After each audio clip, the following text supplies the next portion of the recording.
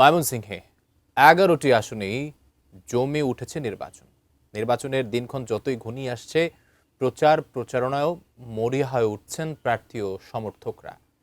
বিস্তারিত জানাতে ময়মনসিংহ থেকে সরাসরি যুক্ত হচ্ছেন প্রতিনিধি আসাদুজ্জামান সুমন।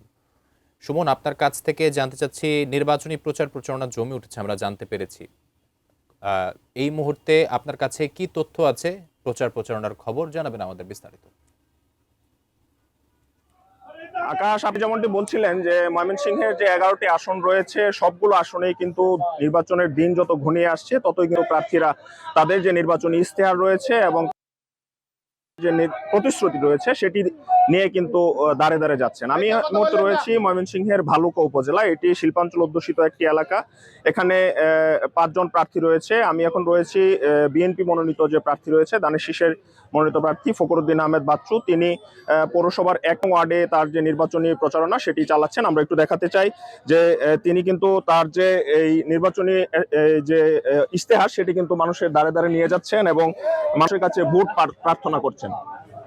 এবং তিনি জনপ্রতিনিধি নির্বাচিত হতে পারলে ভালুকাকে কি পরিমাণ মানুষের সেবা করবেন এবং মানুষের যে ইশতেহারটুকু রয়েছে এই ভালুকার মানুষের জন্য সেটি কিন্তু তিনি মানুষের দ্বারে দ্বারে যাচ্ছেন এবং লিফলেট বিতরণ করছেন। আমরা দেখছি যে প্রার্থীরা যারা রয়েছেন তাদের পাশাপাশি তাদের স্ত্রী, কর্মী, সমর্থক যারা রয়েছেন তারাও কিন্তু মানুষের দ্বারে দ্বারে ভোট চাচ্ছেন এবং নির্বাচনের যে তার যে পছন্দের প্রার্থী তার পক্ষে ভোট চাচ্ছেন। সব মিলিয়ে কিন্তু আমরা আইন শৃঙ্খলা বাহিনীর সাথে কথা বলেছি, তারাও কিন্তু জানিয়েছেন যে এই আসন্ন যে ভোট সেটি অবাধ এবং সুষ্ঠু নিরপেক্ষ করতে কিন্তু তারাও সব ধরনের কাজ চালিয়ে যাচ্ছেন এবং যেন মানুষ নির্বিঘ্নে ভোট দেয় সে বিষয়ে কিন্তু প্রশাসন সবাইকে আশ্বস্ত করছেন। ময়মনসিংহ থেকে এই ছিল আমার কাছে আকাশ প্রচারণার সবশেষ খবরাখবর।